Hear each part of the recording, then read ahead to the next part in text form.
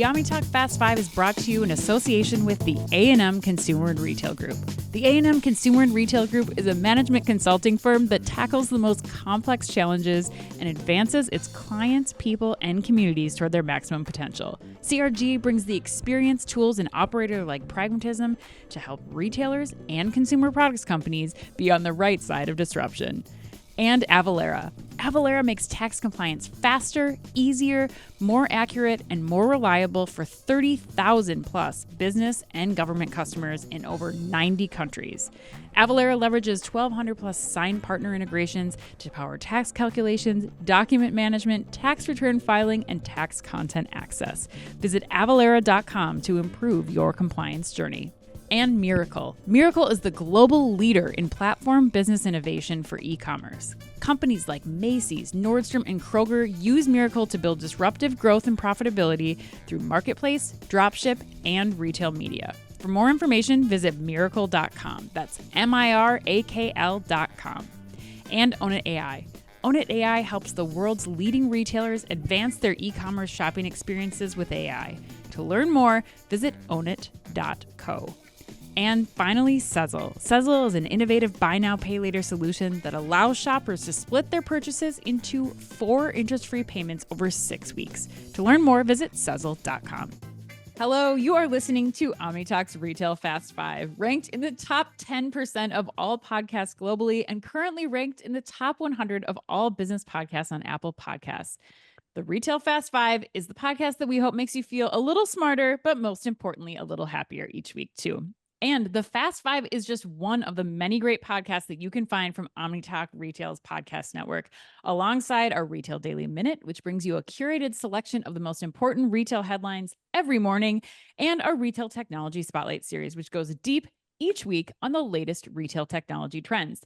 Today is July 17th, 2024. I'm one of your hosts, Ann Mazinga. Is that what day it is, Ann? I'm Chris Walton. It is. And we are here once again to discuss and debate the most important headlines from the past week. Chris, thankfully, because you don't know what day it is, we have 2 very special guests who will be joining us today for their regular monthly appearance. We have Alvarez and Marcel, Consumer and Retail Group's Managing Director, Mohit Mohal, and Senior Director, Chris Disa. Welcome, you two. Chris, you're a first timer on the Fast 5. So I want to welcome you especially. And I'd love to just have our audience get to know you a little bit. Why don't you share a little bit of your background? Thanks so much. It's great to be here. Excited to chat with you guys today. So I am Chris Disa. I am a senior director with A&M's Consumer and Retail Group. I've been part of the organization for the past 6 years. But prior to that, I spent most of my career in industry, working in different functions such as merchandising, product development, and planning allocation. So deep background across all those 3. And I spend most of my time working on large-scale transformations and focusing mostly on front-end opportunities for various retailers. Excellent. Awesome. Chris, we're super excited to have you. Thanks so much for joining us today. And Mohit, one of my favorite art aficionados and managing director at Alvarez and Marcel. Tell the audience a little bit about you and your background for those who may not have met you on a Fast 5 in the past. Ann and Chris, it's so good to be back here. Good morning. Mohit Mohal, Managing Director with Alvarez and Marcel. Spent the last couple of decades focused really exclusively in the retail and consumer space. A lot of my work with our clients is focused around helping them navigate their most complex problems, be it around top line, be it around building capabilities for the future, or thinking through how to navigate turbulent times like ones which we live in. And a lot of my time really is focused around specialty retail, different formats like value, convenience, and apparel. And I'm glad to be back here and see what we have to talk today. Mohit, what number appearance is this for you? I think 3rd or 4th. I was going to say 3 Probably or 4. This is going to be the most memorable one is how I Yeah, I love that attitude. I love that attitude. Yes. And Ann mentioned it before, but part of the reason I don't know what date is, I was at a funeral yesterday for my grandfather. So this podcast is dedicated to him, the great Richard Giudice. And so I always love when you guys are on because I can sit back, take a little back seat, and soak in all the insight and intellect you guys bring to the podcast. So Ann, should we do this? Let's get to it. All right. Well, today we've got news on Walmart's dominating lead in retail media, Macy's ending takeover discussions with Arkhouse and Brigade, Hy-Vee rolling out VusionGroup's electronic shelf labels to 230 stores, and Starbucks piloting reusable cups in a citywide California pilot and in partnership with other QSRs. But we begin today with big Gen AI, not Gen I, that'd be weird, Gen AI news out of Amazon. And It reminds me of Jenna from Janae, from I'm Forrest not a Gump. smart man, Janae. All right, headline number one. That's right. Amazon is rolling out its Rufus generative AI assistant to all US customers. According to Chain Storage, Rufus helps customers answer questions, gets customer product recommendations, and facilitate product discovery by leveraging Amazon's product catalog, customer reviews, and web information. Since its beta launch in February of 2024, customers have asked Rufus tens of millions of product-specific questions, using it for inquiries like product ease of maintenance, tracking orders, and accessing past orders to inform future purchases. Amazon is enhancing its use of generative AI beyond Rufus, including a partnership with NVIDIA to improve product listings, advanced AI tools for creating and editing listings, and AI features for fashion shoppers. Customers can also search by image and summarize product reviews using generative AI. Mohit, we're going to go to you for this one. I want to know, what should retailers and brands be doing now that Amazon, along with Walmart and several other retailers, are training customers to get used to search and shopping using Gen AI assistants? Yeah, I mean, the way I think about this is, the pandemic had really accelerated some structural changes in core consumer behavior. And that is what they buy, how they buy it, where they buy it from, what channels, service expectations. So, if you kind of think about service expectations, when we were in the peak of COVID, self-service, be it a checkout in a store or being more comfortable with a digital channel, went through the roof, right? Now you kind of marry that with some of the macro headwinds around increasing labor costs, talent availability. This was always the direction, other companies or industries were heading down. Banks are a perfect example of this, right? So typically retail, as we all know, is an industry segment which is not at the forefront of technology innovation. But that's been happening in banks for almost a decade now, right?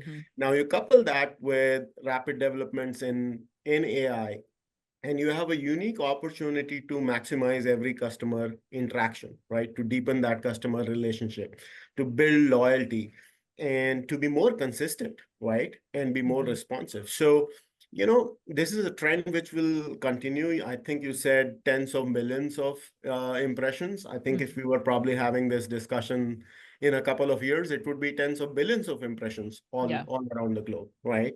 And I think it kind of depends on what kind of retailers and brands we are talking about. I firmly believe anything which is mass to mid-market, this is the new normal. The only caveat for this would be, industries or specific segments where consumers have a higher service expectation, where human touch will still continue to be prioritized over these kind of technologies. Yeah, so you'd recommend that retailers, a variety of types of retailers. This isn't just a specific use case. This is like all retailers should be looking at how they're going to do this because of and I'll tell you, changing consumer. Based on the work which we're doing with multiple retailers, many of them, especially the large retailers, have actively been looking at it for multiple use cases. Customer service is one, assortment planning is another one. How do you think about maximizing, your inventory productivity? How do you think about using it in pricing and promotions? Dynamic promotions to kind of really think about, how do you maximize margins? So the use cases are immense, and the impact this would have on retail as an industry would be humongous in coming years. Right. Yeah. Chris Disa, what would you add in there? Are you in agreement with Mohit's recommendation for retailers? Yes, absolutely. I'd also, in addition, there's also other use cases. One that's really interesting is around labor planning and how retailers can look at buying patterns and then be more effective with planning their labor based on some of these AI generative tools. Yeah, that's true. I mean, I used Rufus yesterday for my Prime Day purchases, and it was amazing because it pops up right away now. So it's like whether you want to use it or not, you start getting down the rabbit hole of like which scent diffuser is the best one and who, how big of a room do I need it? So it's like all of this data that you're collecting, like you said, Chris, I think will help inform where do we need an associate to step in versus like what can generative AI tackle with this. Absolutely. Chris, It's true. yeah. I actually asked Rufus today what shirt. I'm going to an Ann and Chris podcast and said wear a blue shirt. Oh, hey, Well done, Rufus. Well done, yes, Rufus. the applications are limitless. Chris Walton, close us up here. What are your thoughts on Rufus? Yeah, I think what's interesting to me in this conversation, I think Mohit brought up an interesting point about speed. Like it's going to make the speed of the user interface of digital commerce that much faster and more efficient, which is something I never thought about. But, the main point that I'd reemphasize is that every boardroom and retail executive should be asking, what are we doing to make our site function like this? Because if we don't, we're going to get left behind. You've got to be prepared for this change. And as evidenced by the fact that you guys were using it for Prime Day, you're using it to pick your shirt, Mohit. Like it's coming, and you don't want to be too late on this one, unfortunately.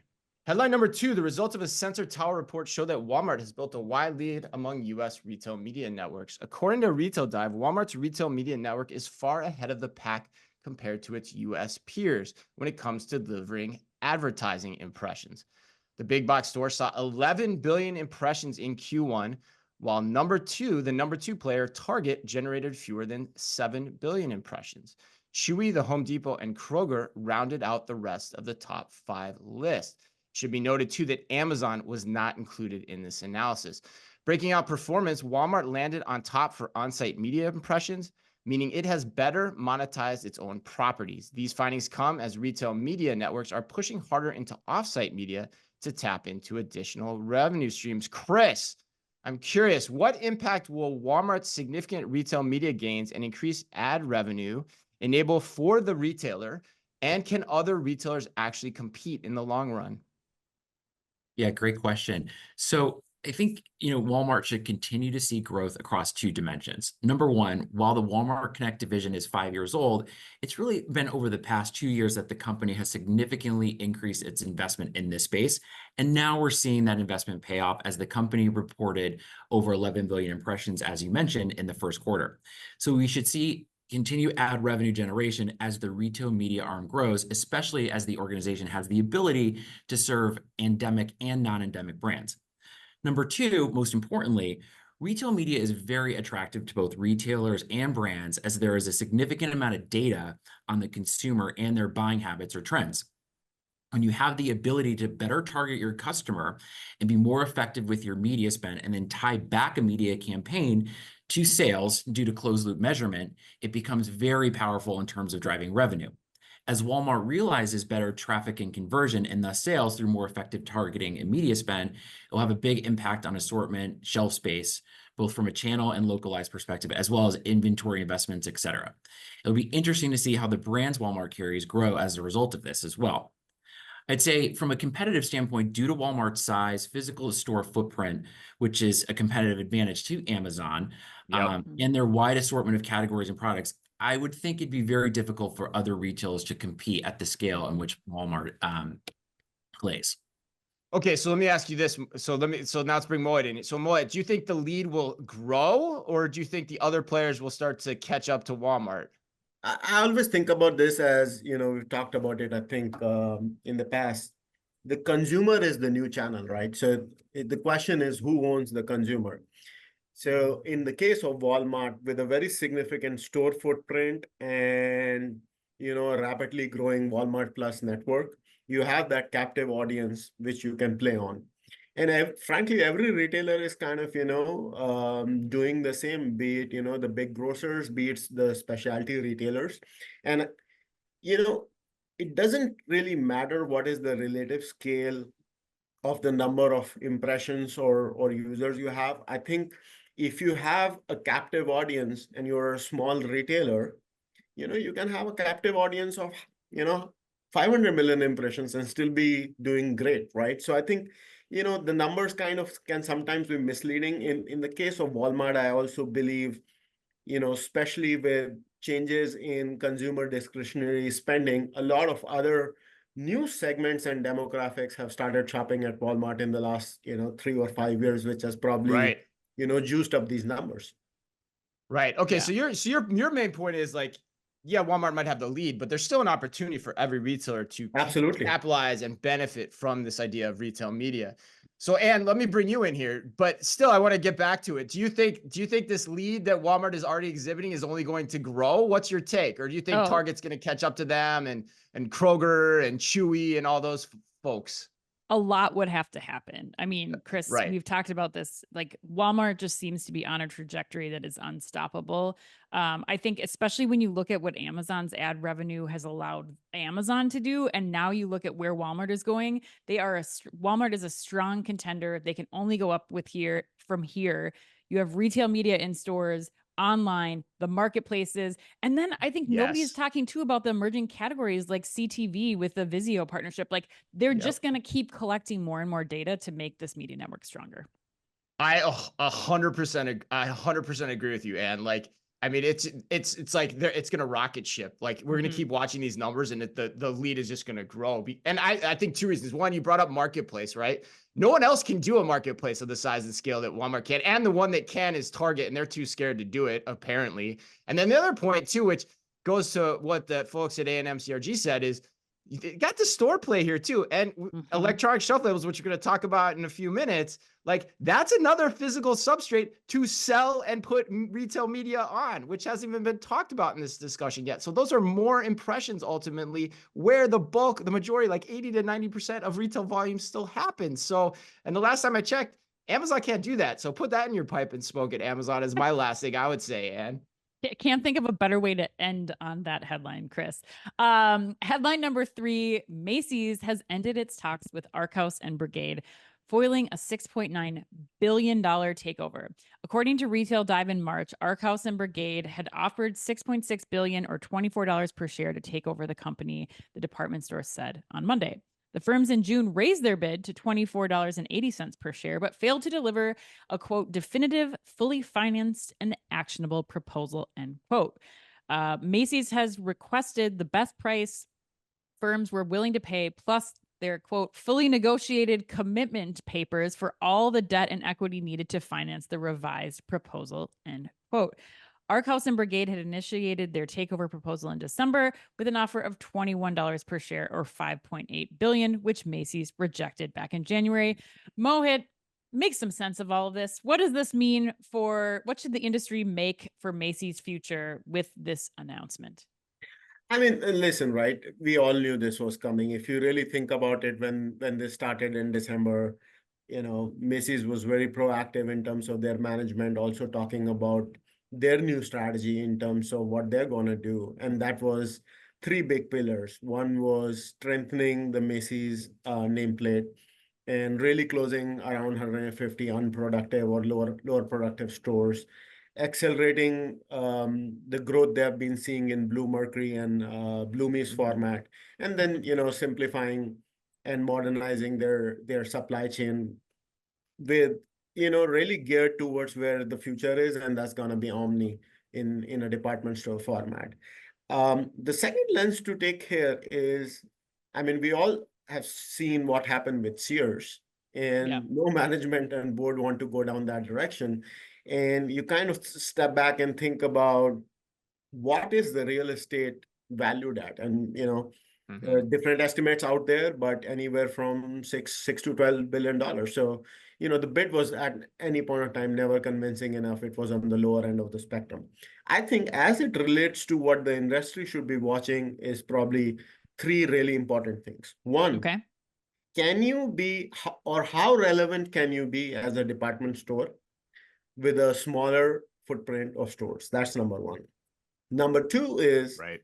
how do consumers really respond on scale to a smaller department size. So if you kind of look at Macy's over the years, they've been talking about, a much curated, smaller store assortment, higher service level. So you're not like, Mhm. walking down in 60,000 square feet department store, which sounds sometimes like a ghost town, because you don't have enough labor there, right? Yeah.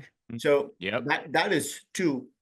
But the third and the most important thing is Yeah. if you kind of look at where Macy's was 10 years ago, the peak of,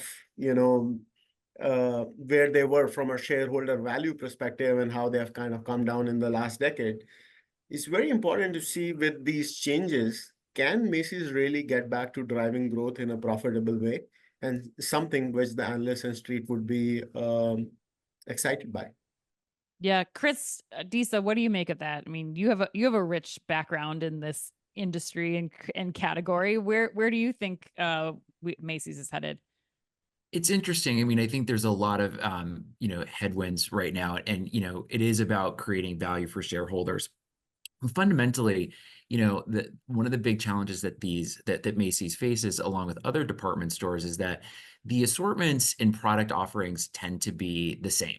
Because from a brand perspective, there's not the diversity that there used to be, 10, 15, 20 years ago in terms of product options. If you remember back in the day, Macy's would buy a certain products from a certain brand versus May Company, et cetera. And now with the brands getting smarter and having one product offering, it's really hard to diversify. So then that begs the question, is this just a distribution point, or is there a reason for them to be and for consumers to go to the Macy's brand? Yes. I think Blue Mercury, Bloomingdale's, others, a little bit different, but for a core Macy's perspective, I think that's going to continue to be a challenge of how do they drive traffic, and given their current product offering.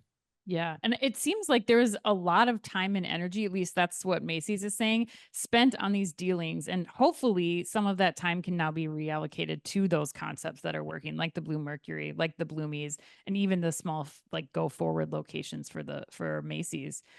Chris Walton, take us home. Yeah, I Where do you thought Chris's point's really good. I mean, we've said it before, but I thought he said it really well, which is the way I think about what he said is the value proposition of why a department store was originally built no longer matters. You don't need a place to see all these brands on display, right? There's so many avenues you can do that.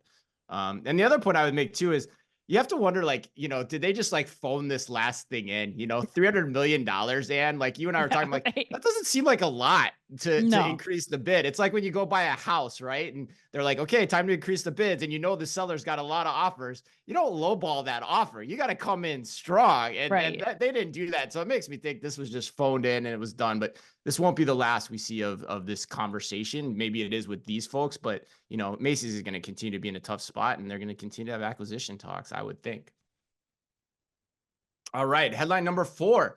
Hy-Vee is rolling out VusionGroup's electronic shelf tags in over 230 stores. According to Progressive Grocer, VusionGroup's technology will allow Hy-Vee to do real-time price updates, in-store fulfillment with flashing LEDs for order preparation, and for the first time I've ever seen in a press release, intraday promotions to reduce waste on perishable items, contributing to a more sustainable retailing model. By automating the labeling process, Hy-Vee employees can focus on tasks such as replenishment and customer service, creating a richer experience for both employees and shoppers. Mohit, with Hy-Vee now deploying ESLs almost chain-wide, it seems we've come to a place where, to quote your colleague John Clear, it's not if, but when we see ESL scale to all grocers. Are any grocers still holding out? And if so, why are they? Broadly, I think the US market here is just catching up to their European counterparts in this regard. And part of it was always driven by, a very traditional way of looking at, what does it cost Right. from printing a label and the labor required to kind of change, right? I think COVID changed that dynamic quite a bit. The The second thing which I would say is Walmart just recently announced a big investment to roll out electronic shelf tabs to all of their stores by 2026. So, this thing is coming. So I don't think it's a question of if, it's a question on when. The use cases here are pretty significant beyond just really thinking about, the cost of the labor. It's about how do you kind of digitize the entire experience. 97% of consumers in the US in urban markets have a smartphone, right? So how do you kind of use that mobile device and create a connection beyond just, providing information on price? Where was the product sourced? Is it gluten-free? Is it keto friendly, right? So the things which this can offer are immense. I would say though here, there are a few things which grocers need to be cognizant of, and think about that as the Uber surge pricing or predatory pricing, right? Oh, right, So right, for sure. as long as it is focused around, listen here, I have some stuff. It's gonna expire today. Yep. Let's offer a deal and make it a win-win. I think that's great. That's great for consumers. That's great for society. But you don't want to be in a situation where it kind of becomes a little bit predatory in nature. So that would be Yeah. my only watch out. Yeah, you don't want to pull a Wendy's here, right? I mean, yeah, I joked about the intraday being the first time I've seen that. But yeah, as long as you're doing it macro level for everyone and everyone's getting a deal because you're doing it and you're getting more deals more often, I think the consumers are going to love it. And I mean, and do you think we're going to see, is 2025 the year of the electronic shelf label? What do you think here? Yeah, absolutely. I mean, You do? I think this is Me a huge too. announcement. And really, I want to, we've talked at length on this show about the benefits from an operational perspective and what this does for, improving efficiency at the store, on the store side. But I think what's really important to call out here, especially for Hy-Vee, which has a beloved following, is just how much better the customer experience is going to be because of the things like the intraday promotions that Mohit was just talking about. I mean, we have an event coming up here with Ethan Chernovsky of Placer AI. And one of the things that he was talking to us about is that grocers are really trying to push for an increased basket size. So not increased visits as much as just making sure that you can put more in your basket when you're on those trips, and being able to, like, at the blink of an eye, change pricing on some of those key items that your customers are going into to purchase, or that they didn't know that they want to purchase, but the price is right. Like, this is a way that those grocers will be able to do that, and it improves customer loyalty. It helps have, more people on the floor that are able to help customers. And so overall, I think it's just improving things all around, and the ROI is absolutely getting there. So I think those are the key kind of things for me, Chris, about why I think it's going to be so impactful in the next year. Yeah, that's a great call too. We got Ethan coming your way next Wednesday on LinkedIn. We're going to be talking to him live. He's handing out his retail report card for the mid-year, which is always a fun one to watch. But yeah, and I mean, the use cases for electronic shelf labels, I think I haven't jotted it down recently, but I got to think it's like over 10 to, it's got to be in the 10 to 15 range. And so I can't understand why this is going so slow. So you think it's definitely going to hit the apex of the trend curve here next year. At least I hope it does. And finally, might add, but Chris, what do you think here? What's your final word on electronic shelf labels and why the industry has been slow? Is it going to get faster? The whole 9 yards. I think it is a case of not if, but when. If you think about 10 years ago, only 35% of the American population had a smartphone compared to almost 97% today. I think the cautionary tale here, though, is for certain retailers, you still need to know your customer. So an area, as Mohit mentioned, in urban areas, the use case or the adaptability of smartphones is quite high, but in rural areas, it's less than 85%. And so you still have a decent customer base that does not have a smartphone, and therefore that could impact sales. As well, when you look at demographics, those 65 plus and over, only 76% of the population owns a smartphone. So I think it is about your customer and then using and engaging in this technology to be successful. And I think that's why you've seen a slow progression up until this point. Interesting. So Chris, let me push you on that. So you think smartphone adoption is a potential thing that retailers need to think through? Because I think there's probably still a lot of use cases for ESLs that don't require the interaction with the consumer in a smartphone, right? That's fair, but I mean, I think from a friction standpoint, that's probably the easiest, using your smartphone to understand, pricing.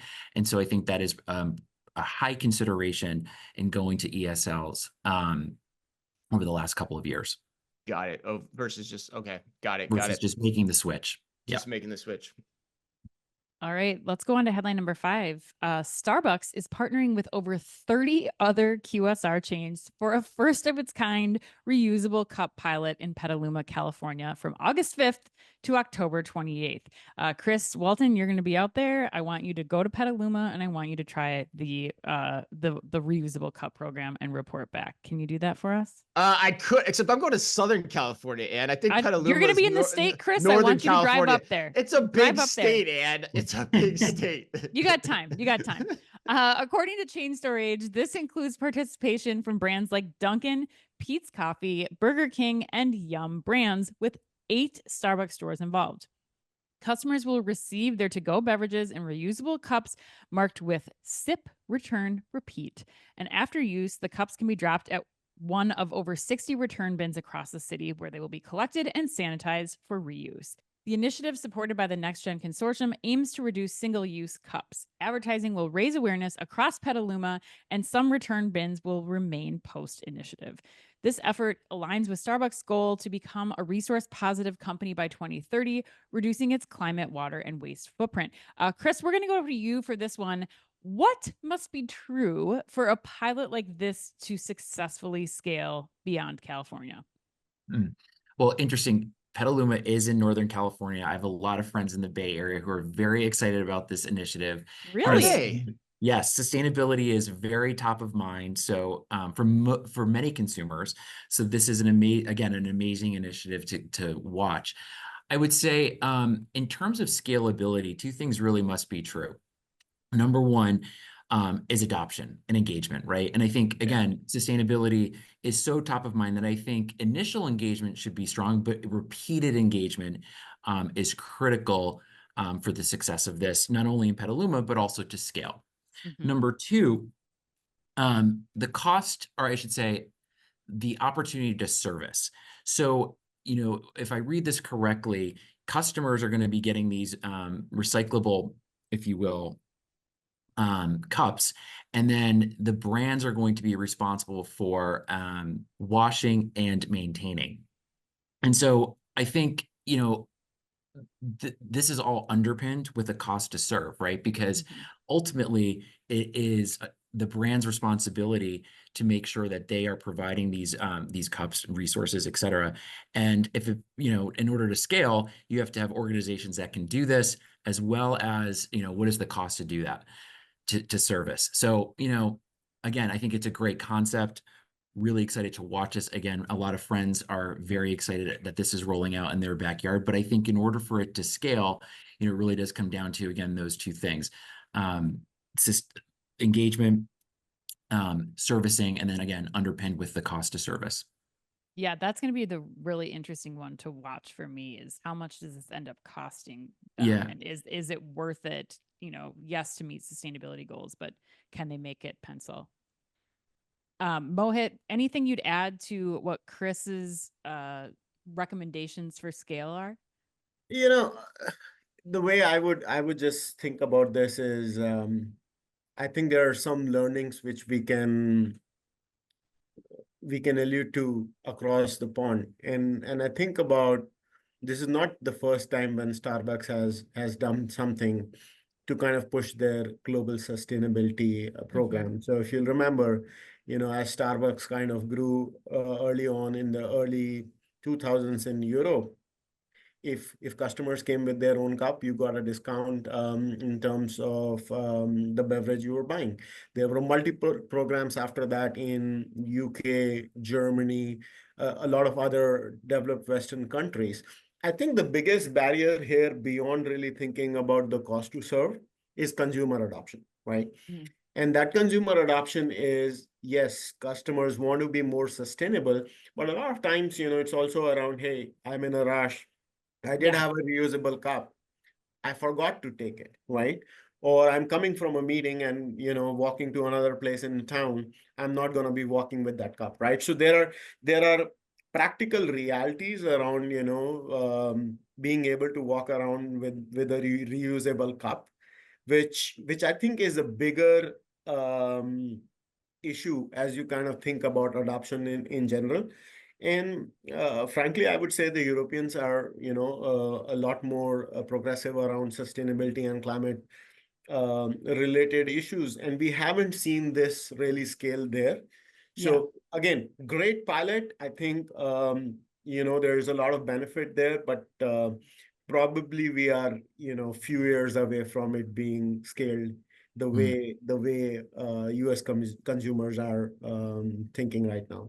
Yeah, Mohit, I think two key points you call out. The incentive or the discount is not high enough yet from these retailers to get them to use their own reusable cup, it doesn't seem. And then maybe there's like the consequence side of things with, like, reusable bags. If you don't bring your reusable cup, you get paid or charged an extra amount or something like that. But Chris, Walton, where do you land on this? I mean, the thing about that's coming to my mind to that question is who cares? Yeah. The fact is that they're doing it, and Mhm. you test and learn, and you learn by doing. And I think Yeah. that's the really interesting thing. And cities and municipalities tend to watch these things very closely, and they learn from each other in them. I've always wanted to bring a Wire reference into the show, Ann, but do you remember the episode in The Wire where the police chief like sets up like the hovel for all the drug use, and there's all the benefits? And then, I mean, I remember at that time, like Yeah, cities were trying to Amsterdam or do, whatever. yeah, New Amsterdam. Yeah, Yeah, right. New I think, Amsterdam. Yeah. yeah. And cities at the time were trying to do that, and they were trying to learn from each other. So this is like that same type of thing where, yeah, Petaluma is going to be the first to start. You're going to learn what works, what doesn't. How do you incentivize the behavior that you guys have been talking about? And then somebody else is going to try it. And then. And so kudos to Starbucks for championing this. They're very good on this front. Kudos to the other QSRs for jumping on too. And kudos to Petaluma for being the one that says, okay, we're going to try this and see what happens. All right, you guys, let's go and close this up with the lightning round. Chris Disa, you get question number one. A Wells Fargo analyst ordered the same burrito bowls 75 times from 23 different New York City outlets to prove that bowl weights were not consistent, as Chipotle had previously stated, but rather that they varied from 13 ounces all the way up to 21 ounces of barbacoa delight. Have you ever gone to one Chipotle or QSR brand location over the others because they gave you a superior product, or in this case, more meat? I have not, but I will tell you that when I want a Diet Coke, I tend to always go to McDonald's Yes, it's the best. because it is the best. So that would be the closest thing I could say to choosing one fast food QSR, provider versus another. I love it. Wow. I didn't know that about McDonald's. I'm going to have to it's put so that to good. the test. Wow. They're- All right, Moy. they're- A man's thumb was recently sliced off to gain access to his mobile payments app. Does this make you more pro or con regarding facial recognition? I mean, listen, I'll tell you, maybe I'm a naysayer. I'm really big on technology, but I don't have facial recognition enabled on my phone. I still always use passwords. So call me old school for that. For this reason or for a different reason? No, not because I'm worried about someone is going to slash my thumb, but I do feel, there could be security issues where, maybe I'm napping in a public transit and someone can access my phone and, get access to my phone. So Interesting. Not Nick Cage or John Travolta. You're not worried about them slicing your face off and using no. Not yet. All right. Question to you again, Mohit. 92 Walmart stores will get brand new food offerings in the form of Mr. Gotti's pizza shops, specifically clustered around their southern Walmart locations. If you were consulting with Walmart, which food outlet or cuisine would you have recommended that they roll out? It's an interesting question. I think localization as it relates to food menu is a big trend in the last decade. So the answer depends on, what geography you're kind of talking about, what kind of a brand you want to put there. Is it an organic brand? Is it, a small business? Is it something really ethnic to a particular region? So I think the answer kind of really depends. I spent a lot of time growing up in Chicago. So for me, one of the deep dish pizzas, as an example, if you were talking about the Chicago market, would be what I go with. Nice. Love it. Love it. All right. Last one. People are reportedly using ChatGPT to improve their dating lives. Chris, what is one aspect of your college dating game you wish could be improved through artificial intelligence if you could go back in time? Well, I'm old enough to say that there wasn't dating apps when I was in college, but if they did exist, I'd have them write the whole thing. They'd write your whole thing, your whole The whole bio, thing, give the you the whole bio. photos, doctor the photos. Yep. Yep. Absolutely. I think many people are taking that approach. I would not be surprised. All right. Happy birthday today to Brett Goldstein, PJ Souls, and to the man who takes more pride in his ability to spin a horse around in circles for hours, Yellowstone's creator, Tyler Sheridan. Have you ever noticed that, Ann, on that show? Like, he just spins that horse around for hours. Yeah, he's All real right. good at it. Yeah, he's real good at it. He loves showing it off too. And remember, if you can only read or listen to one retail blog in the business, make it OmniTalk, the only retail media outlet run by two former executives from a current top 10 US retailer. Our Fast Five podcast is the quickest, fastest rundown of all the week's top news, and our daily newsletter, the Retail Daily Minute, tells you all you need to know each day to stay on top of your game as a retail executive, and also regularly features special content that is exclusive to us and that Ann and I take great pride in doing just for you. Thanks as always for listening in. Please remember to like and leave us a review wherever you happen to listen to your podcast or on YouTube. You can follow us today by simply going to youtube.com/OmniTalkRetail. Mohit, before we let you and Chris go today, if people want to get in touch with you, pick your brains, what is the best way for them to do that? Reach out to us, obviously on our website. It's Alvarez and Marcel-crg.com, or on our LinkedIn page.